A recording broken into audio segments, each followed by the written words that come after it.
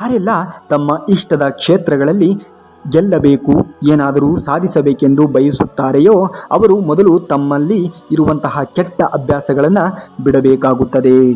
ಪ್ರತಿಯೊಬ್ಬರೂ ಕೂಡ ಜೀವನದಲ್ಲಿ ಏನಾದರೂ ಸಾಧಿಸಬೇಕು, ಅದರಲ್ಲಿ ಯಶಸ್ಸನ್ನು ಕಾಣಬೇಕು ಎಂದು ಪ್ರಯತ್ನಿಸುತ್ತಿರುತ್ತಾರೆ. ಆದರೆ ಅವರಿಗೆ ಗೊತ್ತಿಲ್ಲದೆಯೋ ಗೊತ್ತಿದ್ದೋ ಕೆಲವೊಂದು ತಪ್ಪುಗಳನ್ನು ಮಾಡುತ್ತಲೇ ಇರುತ್ತಾರೆ. ಆ ಒಂದು ತಪ್ಪುಗಳಿಗೆ ಅವರ ಒಂದು ಕೆಟ್ಟ ಅಭ್ಯಾಸಗಳೇ ಕಾರಣವಾಗಿರುತ್ತವೆ. ಕೆಲವು ಲಕ್ಷಣಗಳು, ಕೆಲವು ಅಭ್ಯಾಸಗಳು ನಿಮ್ಮಿಂದ ನಿಮ್ಮ ಯಶಸ್ಸನ್ನು ದೂರವಿಡುತ್ತವೆ. ಇದು ಗೆಲ್ಲುವಂತಹ ನಿಮ್ಮ ಆಸೆಗೆ ತಡೆಯಾಗುತ್ತವೆ. ನೀವು ಜೀವನದಲ್ಲಿ ಯಶಸ್ವಿಯಾಗಲು ಬಯಸಿದರೆ ಮೊದಲು ನಿಮ್ಮ ಕೆಟ್ಟ 6 ಅಭ್ಯಾಸಗಳನ್ನು ಗುರುತಿಸಿ ಅವುಗಳನ್ನು ತಿದ್ದಿಕೊಳ್ಳಬೇಕಾಗುತ್ತದೆ. ಆಲಸ್ಯವು ಒಂದು ದೊಡ್ಡ ಕೆಟ್ಟ ಚಟವಾಗಿದೆ. ಆದರೆ ಅದನ್ನು ಕೆಟ್ಟದ್ದಾಗಿ ನೋಡುವವರ ಸಂಖ್ಯೆ ತೀರಾ ಕಡಿಮೆ ಇದೆ.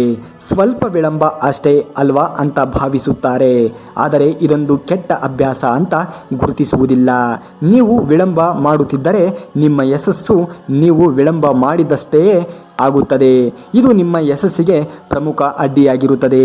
ಹಾಗಾಗಿ ನಿಮ್ಮ ಆಲಸ್ಯವನ್ನು ಮೊದಲು ಬದಲಾಯಿಸಿಕೊಳ್ಳಿ. ನಿಗದಿತ ಕೆಲಸವನ್ನು ನಿಗದಿತ ಸಮಯಕ್ಕೆ ಮಾಡಲು ಪ್ರಯತ್ನಿಸಿ. ಅದಕ್ಕಿಂತ ಮುಂಚೆ ಮಾಡಿದರೆ ಇನ್ನೂ ಒಳ್ಳೆಯದೇ.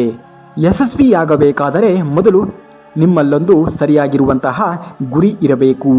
ದಾರ ತುಂಡಾದ ಗಾಳಿಪಟದಂತೆ ಹಾರಾಡುತ್ತಿದ್ದರೆ ಎಲ್ಲಿಗೆ ಹೋಗಿ ಬೀಳುತ್ತದೆಯೋ ಯಾರಿಗೂ ತಿಳಿಯದು.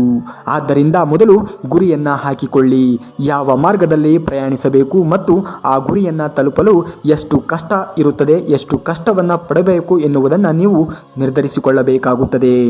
ಜೀವನದಲ್ಲಿ ಕೇವಲ ಗುರಿಯನ್ನು ಹಾಕಿಕೊಂಡರೆ ಸಾಕಾಗುವುದಿಲ್ಲ.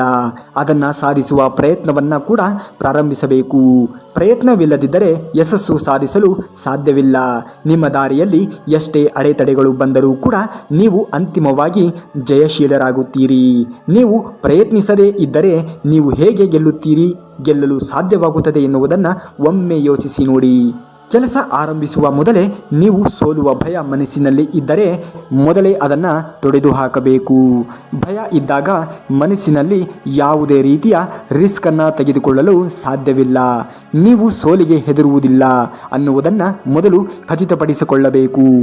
ಹಿಂದಿನ ಅನುಭವಗಳು ಮತ್ತು ತಪ್ಪು ಗ್ರಹಿಕೆಗಳನ್ನು ನೆನಪಿನಲ್ಲಿ ಇಟ್ಟುಕೊಳ್ಳದೆ ಮುಂದೆ ಸಾಗಿರಿ. ನೀವು ಭಯಪಟ್ಟರೆ ನಿಮಗೆ ಯಶಸ್ಸು ಸಿಗುವುದಿಲ್ಲ. ಹೆಚ್ಚು ಜನರು ಸವಾಲುಗಳನ್ನು ಎದುರಿಸಲು ಸಿದ್ಧರಿರುವುದಿಲ್ಲ. ಅವರಿಗೆ ಜೀವನ ಆರಾಮಾಗಿ ನಡೆಯಬೇಕೆಂದು ಬಯಸುತ್ತಾರೆ. ಹೀಗಾಗಿಯೇ ಒಂದಿಷ್ಟು ಗೆರೆಗಳನ್ನು ಹಾಕಿಕೊಂಡು ಅವರ ವ್ಯಾಪ್ತಿಯಲ್ಲೇ ಜೀವಿಸುತ್ತಾರೆ. ಆ ಗೆರೆಯನ್ನು ದಾಟಲು ಬಯಸುವುದಿಲ್ಲ. ಒಂದು ವೇಳೆ ಆ ಗೆರೆಯನ್ನು ದಾಟಿದರೆ ಎಂತಹ ಸಂಕಷ್ಟ ಸಮಸ್ಯೆಗಳು ಎದುರಾಗುತ್ತದೆಯೋ ಎನ್ನುವುದು ಅವರಿಗೆ ಭಯ ಇರುತ್ತದೆ. ಹಾಗಾಗಿಯೇ ರಿಸ್ಕನ್ನು ತೆಗೆದುಕೊಳ್ಳುವುದಿಲ್ಲ. ನಿಮ್ಮ ಗೆರೆಗಳ ಮಿತಿಯಿಂದ ಮೊದಲು ಹೊರಬರಬೇಕು. ಅಪಾಯ ಸವಾಲುಗಳನ್ನು ಎದುರಿಸಬೇಕು. ಆಗ ಮಾತ್ರ ಸಾಧಿಸಲು ಸಾಧ್ಯವಾಗುತ್ತದೆ.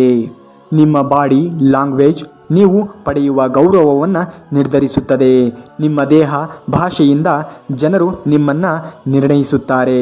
ನಿಮ್ಮ ವ್ಯಕ್ತಿತ್ವವನ್ನು ಅರ್ಥ ಮಾಡಿಕೊಳ್ಳುತ್ತಾರೆ.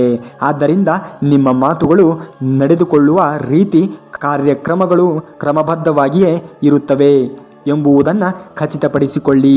ಇತರರೊಂದಿಗೆ ಮಾತನಾಡುವಾಗ ಅವರ ಕಣ್ಣುಗಳನ್ನು ನೋಡುವ ಬದಲು ಬೇರೆ ಎಲ್ಲೂ ಕೂಡ ನೋಡಬೇಡಿ.